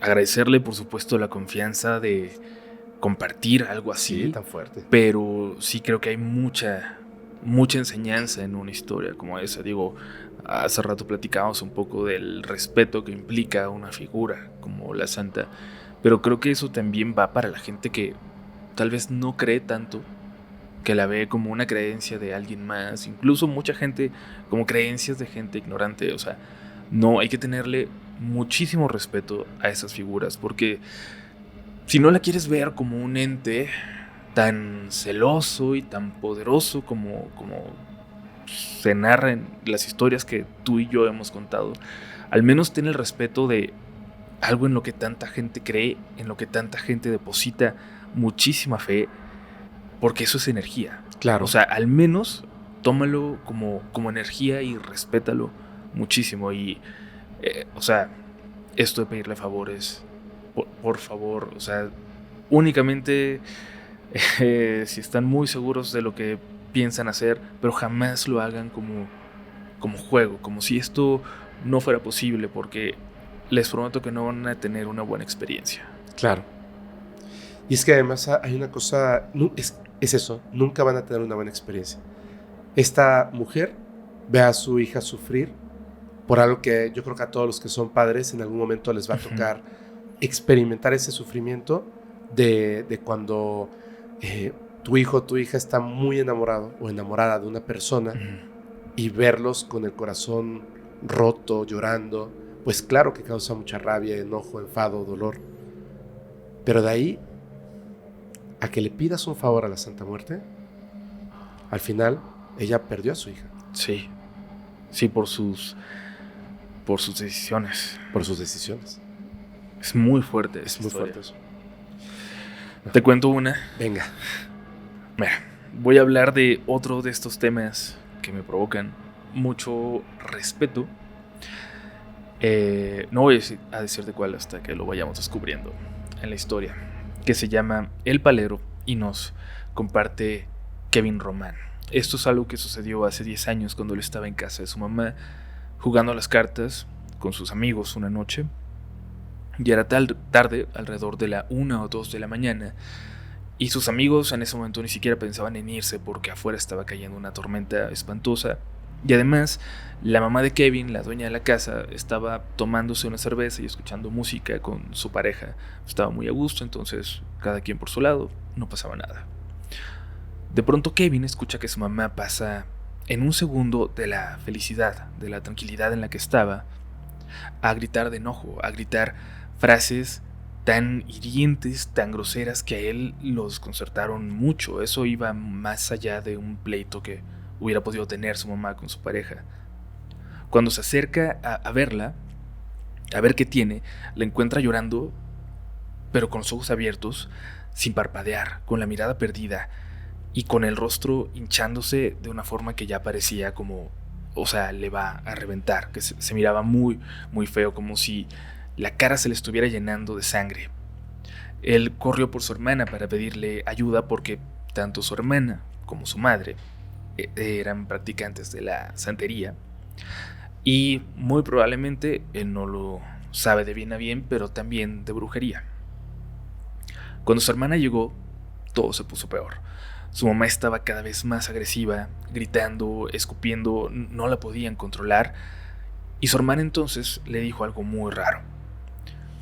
Por ningún motivo tenían que dejar que su mamá se saliera así, en esas condiciones, y que evitaran además a toda costa que el agua de la lluvia le tocara la cabeza. La muchacha se acerca para intentar calmarla, porque realmente sentían que no era su mamá. O sea, había algo muy extraño. Se sentía como si hubiera alguien más en esa habitación. O sea, era su mamá la que gritaba, era su mamá la que hablaba, la que no podía controlarse, pero ellos sentían al mismo tiempo que esto no es mi mamá, esto es algo diferente. Y de repente de esta señora delgadita, de esta señora pequeña, sale una voz muy grave, una voz de hombre, que le empieza a gritar a su hija que se largue, que se vaya de ahí, que no la quiere ver. Empieza a gritar groserías. Ahí la hermana de Kevin les confiesa algo a él, a la pareja de su mamá, y es que tenía días que había notado algo raro en su mamá, algo que había comenzado precisamente después de que realizaron juntas un ritual de expulsión a un conocido de ellas. Y para no darle más rodeos, pensaba que su mamá podía estar poseída por este muerto que ellas habían expulsado de otra persona. Intentó ponerse entonces en contacto con lo que fuera que estaba en ese momento en el cuerpo de su mamá y empezó a recibir respuestas. Empieza a decirle lo que estaba ahí dentro, que esa alma, la de su mamá, ahora era de su propiedad. Híjole. Que compartían un destino y que si se iba, si lo sacaban, se le iba a llevar consigo. Y estas no eran palabras tranquilas como te las estoy diciendo ahorita, eran gritos que retumbaban por toda la casa, por toda la calle. Cuentan que incluso una vecina se despertó y les llevó una Biblia, que salió en medio de la tormenta y les llevó una Biblia. Y esto fue muy importante porque con tanta protección que tenían ahí, de todas las creencias que tenían y todo lo que practicaban, lo único que no tenían en casa era una Biblia. La joven la roció con agua de flores que usaban para estas protecciones y le empezó a leer en voz alta salmos que ella sabía que eran potentes, salmos de protección. Y en ese momento su mamá guarda silencio, se calla por completo. Parecía por un momento como si el espíritu se hubiera ido. Pero en lugar de tranquilizarlos, al que se callara, al que estuviera quieta, todos empiezan a sentir de nuevo un ambiente sumamente pesado, algo en la espalda, un peso. No sé si has sentido así cuando llegas a un lugar y sientes que hay algo ahí, que hay algo malo en ese lugar. Sí. Es una sensación difícil de describir, pero la sientes por completo, la puedes palpar. Ahí su hermana les dice a todos que se salgan, que se vayan, porque eso ahora le podía brincar a cualquiera de los que estuvieran presentes. Finalmente se da cuenta que no es algo con lo que ella pueda lidiar, por más que tenga conocimientos, y se pone en contacto con otra persona, practicante de santería también y palero. Uh-huh. Cuando esta persona llega a la casa, les pide a todos alejarse, porque efectivamente dice lo que sea que está ahí va a brincar y va a aferrarse a cualquier otra persona para no irse. Y les dice que específicamente los hijos de la señora, Kevin y su hermana, son los más vulnerables a que eso les brinque. Inician con una sesión de rituales, de oraciones, y Kevin dice que lo que vio a continuación no lo hubiera podido creer si no hubiera estado presente. Dice que el palero invocó a su muerto y le pidió protección para lo que estaban viviendo. Que en la habitación se sintió la presencia de algo más, de algo que llegó en ese momento, pero era una sensación distinta a la que había antes. O sea, como si hay algo más, pero no es lo mismo que estaba aquí. Asegura que el muerto del palero de alguna forma les dio fortaleza, les dio confianza, que todos lo sintieron, y que entonces vio muy clarito cómo una sombra de la pared se deslizó por el piso y llegó hasta la silla donde estaba sentada la mamá. Verde. Que en el momento en que la sombra llega, su mamá gritó horrible, y él jura que vieron cómo esta sombra de repente sale de la señora y saca otra sombra con ella, o sea, como si le hubiera sacado ahí al otro muerto que tenía.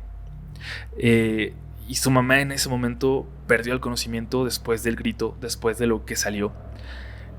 Y las sombras bajaron y dice que desaparecieron en el piso, como si de repente la luz que hubiera estado provocando esas sombras se apagara, que desaparecieron, como si se las hubiera tragado la tierra. Eso fue para él la evidencia del poder que tienen los paleros, la gente que se dedica a eso, y sus muertos. Pero por fortuna, con el paso de los días, su mamá fue recuperando la fuerza y eventualmente volvió a ser la misma de siempre. El palero les explicó que su muerto estaba en el mismo nivel dimensional que esta otra cosa que se había aferrado a ella, que estaba en el mismo plano que muchas entidades, y que en algunas ocasiones era posible que su muerto jalara a esas otras entidades, a esos entes, y pudiera ayudarlo a jalar, a quitárselos a otras personas.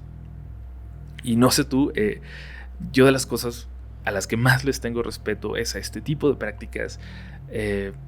Tengo amigos que han estado muy, muy, muy cercanos a esto, a la santería. Tengo gente que estimo mucho que me habla de sus muertos, de cómo los tienen que cuidar, de cómo les tienen que dar esa habitación. Y por más que sea gente que quiero y que respeto, en ese sentido, en ese tema, yo siempre pinto mi raya. Ahí no me meto. Es el tema de la santería, los paleros y los muertos, uh-huh. La manera en la que lo hacen, igual me parece, a mí me da mucha curiosidad, pero también lo veo con mucho respeto. En una ocasión fui a Cuba a investigar sobre esto, y después de pasar por personas que más, pues es una religión, uh-huh. Que más bien tienen como esta parte del adoctrinamiento religioso hacia su religión, ¿no? Yoruba, y que tienen como varias ramas. Una de estas ramas es la de los espiritistas. Y fuimos con unos gemelos. Y esa sensación que describes de cómo cambia la energía de una habitación, uh-huh. Estábamos ahí varias personas porque ayudan a que el espíritu pueda ingresar, pero esto era una cosa bien rara. Era un espíritu en dos cuerpos a la vez, en los gemelos. Y de la nada me dijeron, siéntate aquí. Me senté en medio y me empezaron a decir cosas. El espíritu. Uh-huh. Hablaba uno y el otro interrumpía y daba detalles y el otro hablaba. Lo que me dijeron, Uriel, no hay forma de que lo sepan. Me dijeron cosas que yo no sabía. Me dieron un mensaje, me dijeron, dile a tu hermano esto. Yo le dije a mi hermano y yo vi a mi hermano escéptico cómo entró en shock. ¿Cómo pueden saber eso? ¿Cómo pueden saber eso? Y se paró y se sentó y volteó a ver a mi madre y le dijo, explícame cómo pueden saber eso. ¿Cómo pueden saber eso? Y en ese momento yo me di cuenta de que era real lo que me habían dicho. Y la energía que se siente, y cuando termina y todo regresa a la normalidad, fue así de, No sé cómo hacen lo que hacen, pero sí lo hacen. No sé cómo lo hacen, no entiendo, pero sí hay muertos que los acompañan. Es muy impresionante. Creo que ese tipo de cambios de energía a veces no te das cuenta y lo sientes hasta que todo vuelve a la normalidad. Así o sea, es. te das cuenta, aquí había algo, o sea, aquí se sentía algo, aquí se escuchaba diferente. O sea, creo que incluso una forma de explicar cómo cambia una habitación, por ejemplo, con energía. Tú y yo que hemos estado en estudios de radio, en estudios de grabación donde no hay ningún eco y todo, y al entrar ahí se siente algo distinto Sí. por la sonorización, ¿no? Sí. Por el arreglo que tienen. Pero cuando sales ya vuelves a la normalidad. Y muchas veces tal vez no con el sonido, o a veces incluso sí, pero se siente de repente. La habitación se percibe distinta y te das cuenta ya que vuelve a la normalidad. Así es, así es. De hecho, es una excelente descripción esa. Así se siente. Ahí cuando entras a la cabina, inmediatamente sientes el ambiente distinto por el sonido. Te escuchas, ¿no? Escuchas hasta casi los latidos de tu corazón. Es muy extraño, sí. Wow. Oye, pues te voy a contar la última historia que híjole, hablando de lo que debes y no debes de hacer, pero que nos mueven las emociones. Esta es una gran historia al respecto. Se llama Celos y nos la manda nuestro amigo Luis Domán. Mira, él nos cuenta que tenía una relación, ya supongo que ya llevan un tiempo, y en aquel momento, cuando le ocurre esta situación, que fue hace algunos años, él estaba solo en ese momento en su casa. Su novio se había ido con su familia y habían viajado a otro estado porque había fallecido el abuelo. Entonces, el novio y su familia pues se fueron al funeral y más, y él se quedó solo en casa. Estando ahí solo en casa, pues él se dedicó a hacer su vida normal.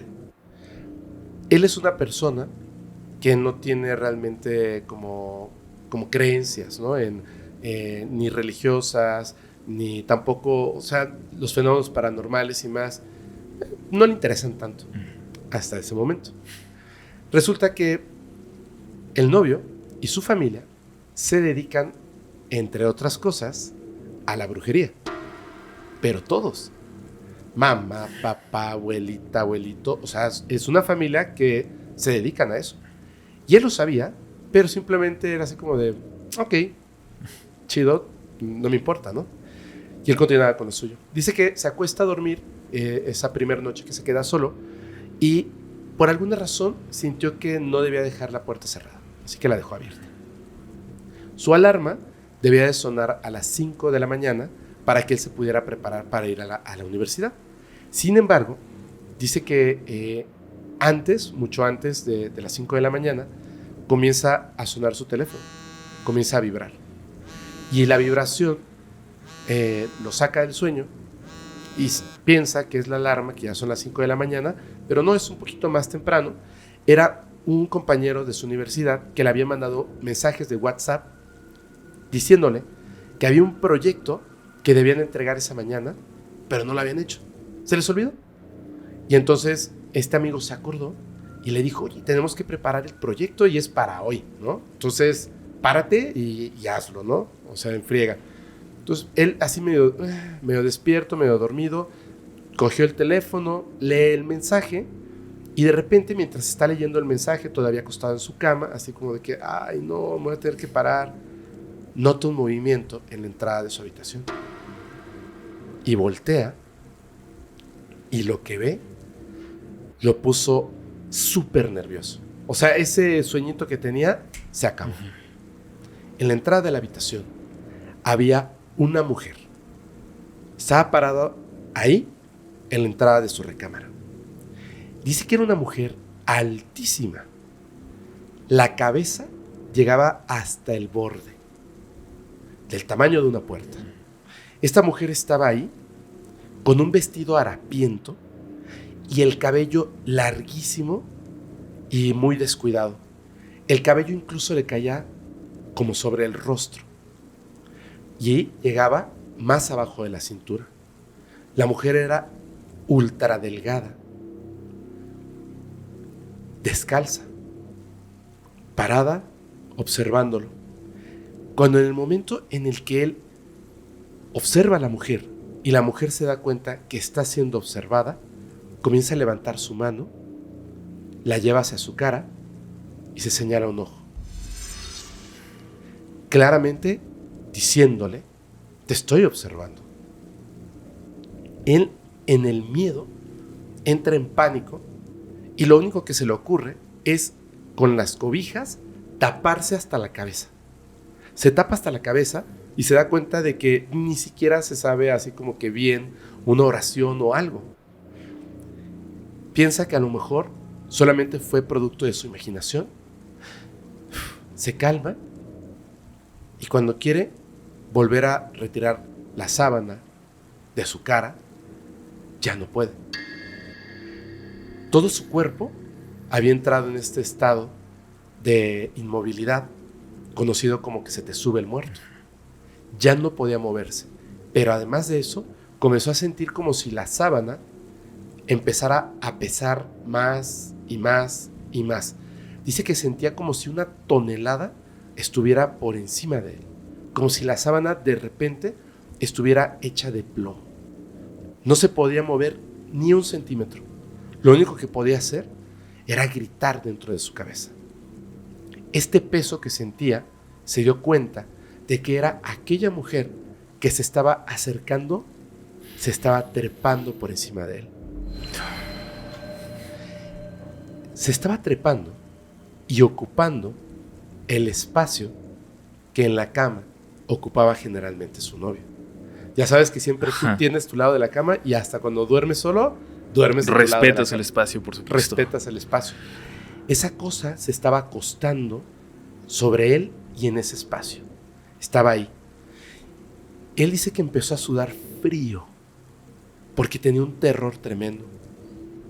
Y esa cosa, esa mujer, empezó a olfatearlo. Y él sentía como su aliento atravesaba la sábana y era un aliento frío, gélido. Sentía cómo tocaba su cara, su cuerpo. Mientras estaba ahí experimentando esto horrible, empezó a tratar de calmarse, porque esto no se iba a detener. Cualquier oración, la que sea, tengo que saberme una. El Padre Nuestro.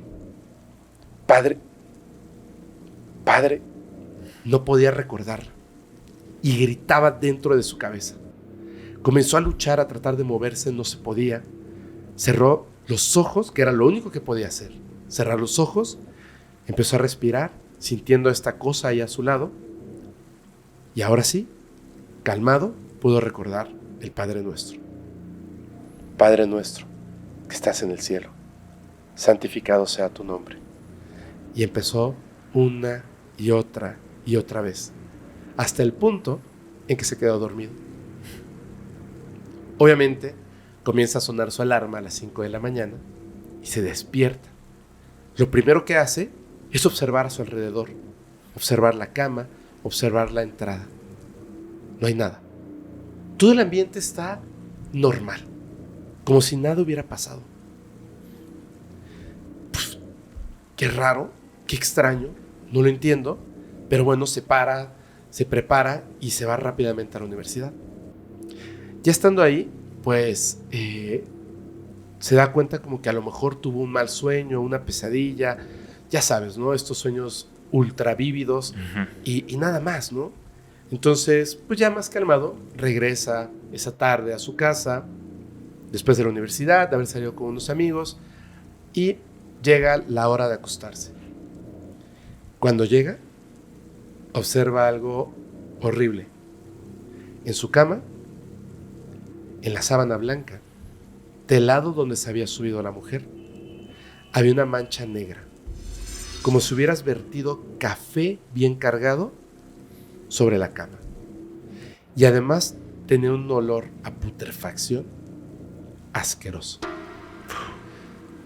Él se dio cuenta en ese momento de que pues no había sido una casualidad, no había sido un sueño, no había sido una pesadilla.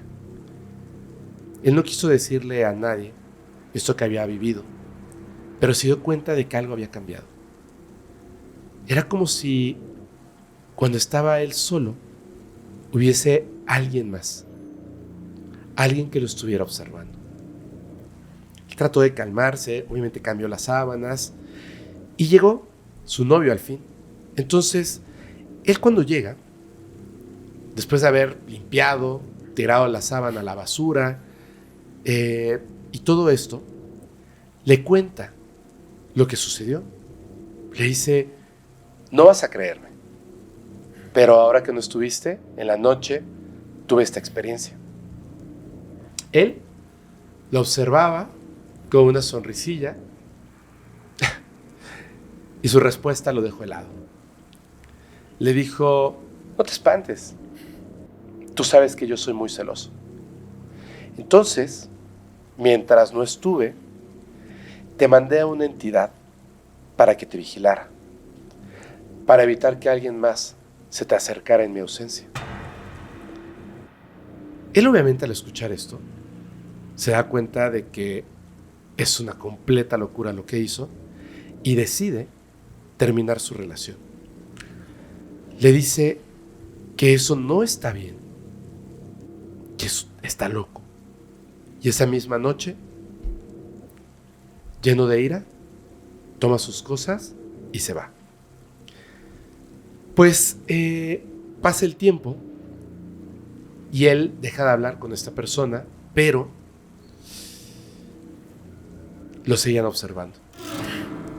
Él seguía sintiendo que alguien estaba cerca, observándolo, y empezó a pensar que quizá nada más era producto de su imaginación. Otra vez, de mi imaginación, por lo que viví, por lo que me dijeron, esto no es cierto. No puede ser que alguien me esté vigilando. Meses después de haber terminado esta relación y de convencerse de que esa sensación de que lo observaban no era real, conoció a un chico. Lo invitó a salir y no llegó a la cita, pero sentía que lo observaban nuevamente. Luego conoció a otra persona y al principio era agradable y luego, como si algo malo estuviera en él, se alejaban. Comenzó a perder a sus amigos hasta el punto de literalmente quedarse solo. Las pocas personas que todavía mantenían un poco de comunicación con él le decían: oye, yo creo que te tienes que ir a checar. ¿Por? Hueles como muerto. Y quizá no creas lo que te voy a decir, pero siento que hay alguien detrás de ti.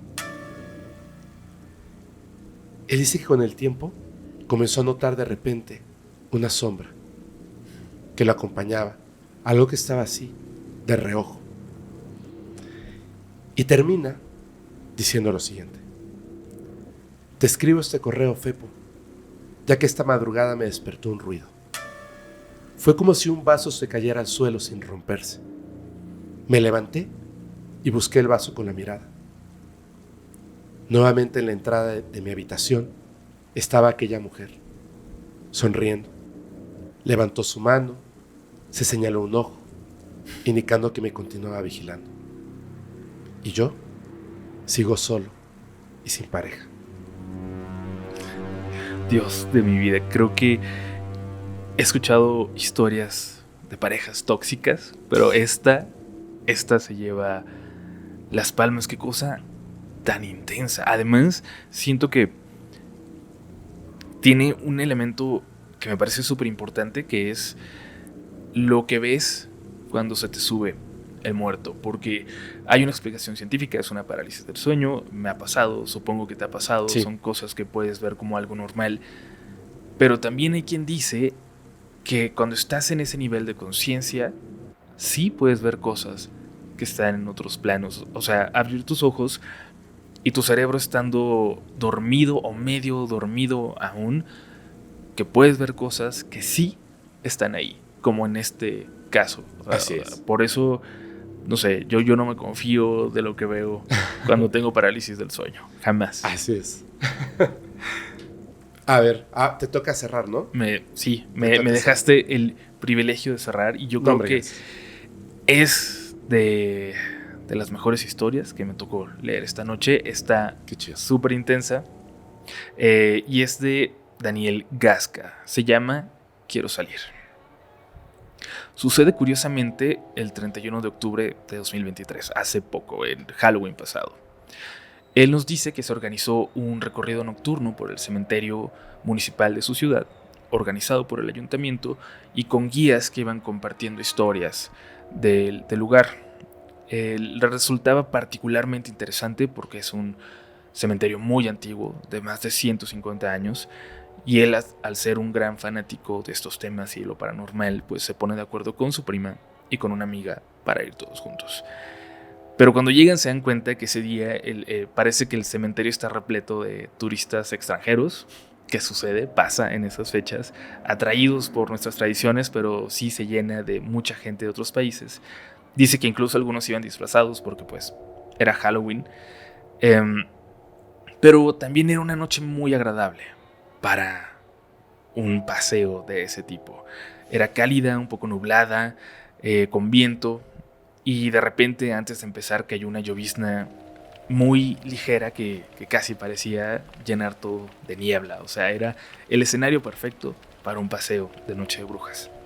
Se formaron dos grupos, uno con guías en inglés y el otro con un guía en español. Y como ellos apenas alcanzaban a escuchar al guía en español, era un grupo grande, su prima y él deciden irse con el grupo en inglés. Ellos lo entendían un poco, entonces dicen, ok, nos vamos por acá. Es importante señalar que el cementerio tiene una calle principal por la que pasan carros durante el día y se cierra durante la noche, y tiene calles laterales más estrechas que ya son únicamente para el peatón. Para el peatón. El recorrido fue por la calle principal y un poco más adelante iban ellos, que el grupo en español, para que no se confundieran los sonidos, para que no se juntaran. Y casi al empezar, el megáfono de su guía se descompone.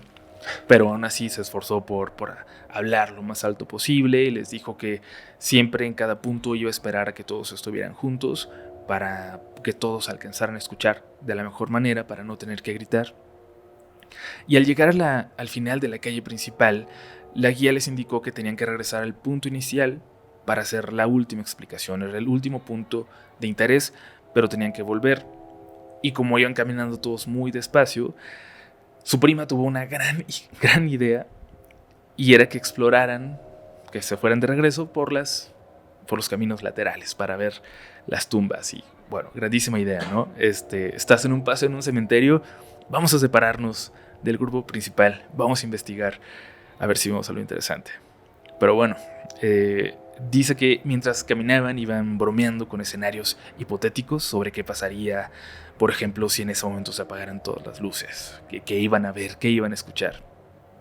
Y entre risas nerviosas iban caminando entre las tumbas, iban disfrutando de su noche, porque a final de cuentas iban para eso, para asustarse, para vivir un paseo nocturno en un cementerio. Pero aclara que nunca se burlaron de los muertos, y eso es muy importante, y creo que cualquier persona que visite un cementerio tiene que tener eso muy en cuenta. Cuando pasaban por el área de las tumbas de niños, Daniel le explicó a su prima sobre la tradición del Día de los Niños Difuntos, ¿no?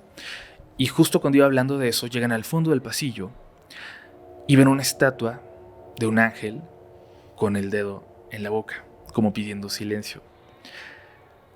No hubiera sido tan extraño, o sea, era una visión rara de repente ver a ese ángel, pero pues era como muchas estatuas. Pero en ese momento escucharon algo, una voz como de un niño, una voz ahogada, que decía: mamá, papá, quiero salir.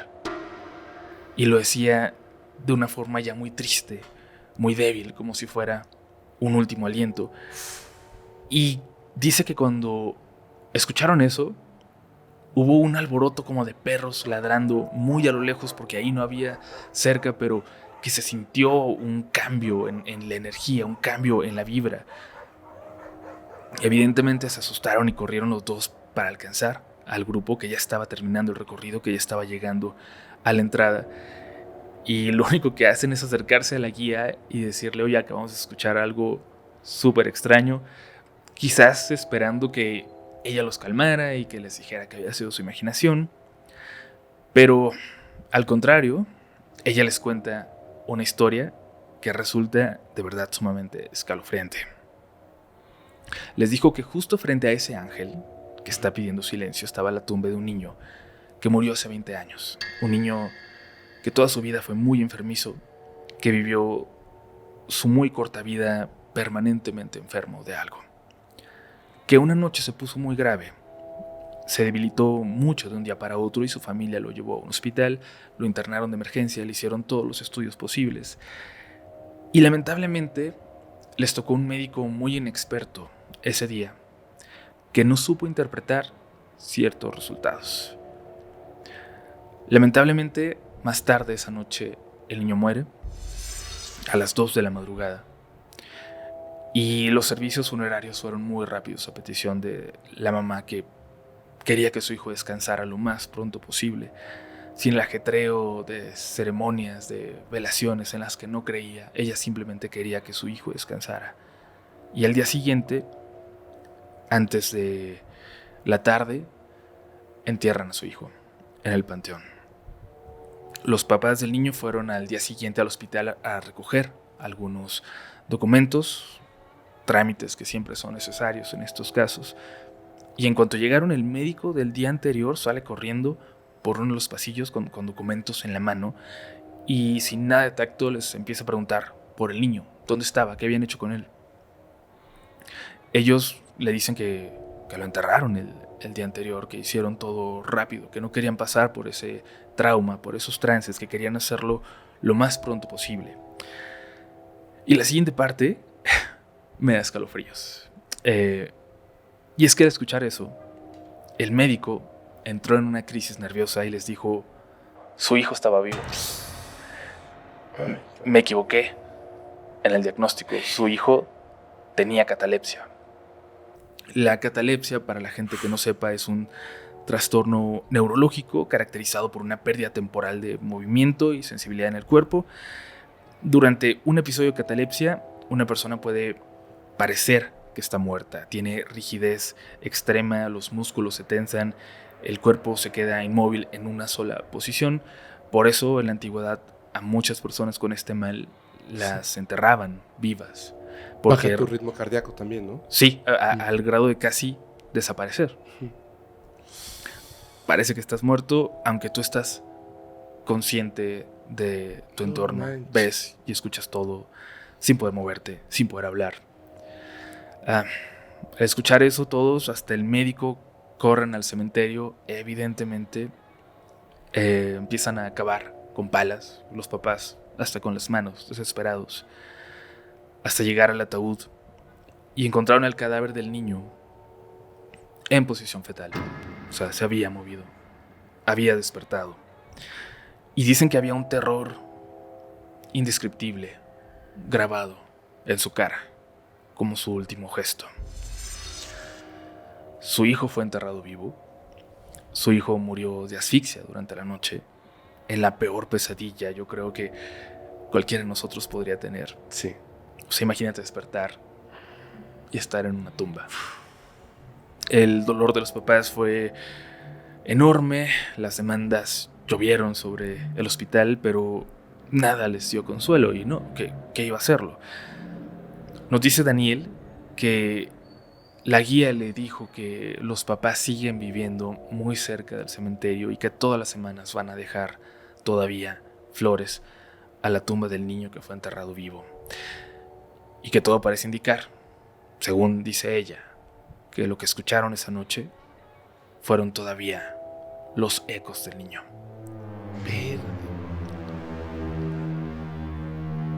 Y me costó mucho leer esta parte cuando conocí esta historia. Está muy fuerte, creo que... Está súper fuerte. Como papá, ¿cómo te recuperas nunca de eso? No manches. No, man, esta sí estaba muy fuerte, ¿eh? Sí. Oye, pero fueron, ¿Qué? creo que muy buenas historias. Sí. Tal vez no con un tema en específico, Muy buenas. pero todas me gustaron mucho. Sí, a mí también. A mí también. Y voy a sonar bien fan, pero qué chido es estar escuchando historias así directamente conforme las vas narrando, así frente a frente. Es una experiencia bien chida. Pues, qué chido y que se repita, ojalá. Sí, ojalá. Ya verás que sí. Oye, Uriel, te agradezco muchísimo. Creo que ha sido una experiencia increíble. Creo que la gente se la va a pasar con muchísimo terror. Además, no sé, concordarás en que estas historias con sus temas paranormales y más, pero tienen un núcleo humano muy fuerte. Muy fuerte. Por supuesto, que es parte de lo que a mí me gusta mucho, por ejemplo, en Relatos de la Noche, que siempre tengan un elemento que te haga ir más allá de la historia de fantasmas que te da miedo, y creo que las historias de hoy cumplen con eso. Hay una gran historia detrás, hay historias de personas y no solo historias de fantasmas. Así es, no solo historias de fantasmas. Uh-huh. Qué bárbaro. Muchísimas gracias. A ti por invitarme. Antes de que nos vayamos, ¿nos puedes volver a repetir redes sociales y cómo encontramos el canal? Sí, el canal lo encuentran en YouTube, en Spotify, en cualquier plataforma de audio como Relatos de la Noche.